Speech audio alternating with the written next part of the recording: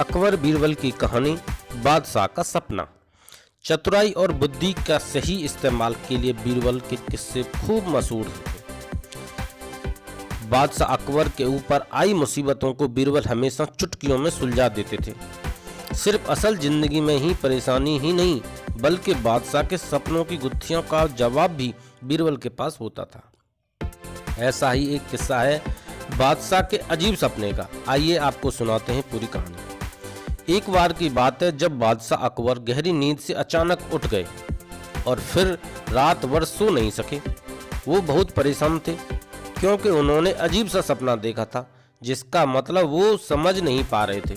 उन्होंने देखा कि उनके एक के बाद एक सारे दांत गिरते चले गए और आखिर में सिर्फ एक ही दांत बचा।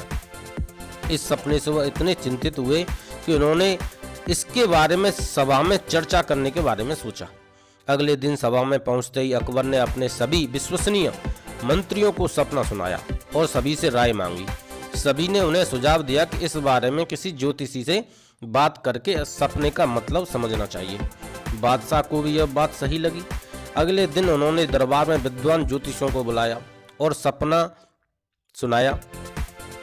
इसके बाद सभी ज्योतिषियों ने आपस में विचार विमर्श किया। फिर उन्होंने बादशाह से कहा कि जहाँपना, इस सपने का एक ही मतलब निकलता है कि आपके सभी रिश्तेदार आपसे पहले मर जाएंगे। ज्योतिषियों की यह बात सुनकर अकबर को बहुत गुस्सा आया और उन्होंने सभी ज्योतिषियों को दरबार से जाने का आदेश दिया।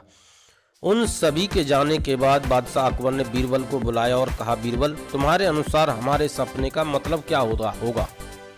बीरबल ने कहा, हुजूर, मेरे हिसाब से आपके सपने का मतलब यह था कि आपके सभी रिश्तेदारों में से आपकी उम्र सबसे ज़्यादा होगी और आप उन सभी से ज़्यादा समय तक जीवित रहेंगे। इस बात को सुनकर बादशाह अकबर बहुत खुश हो गए।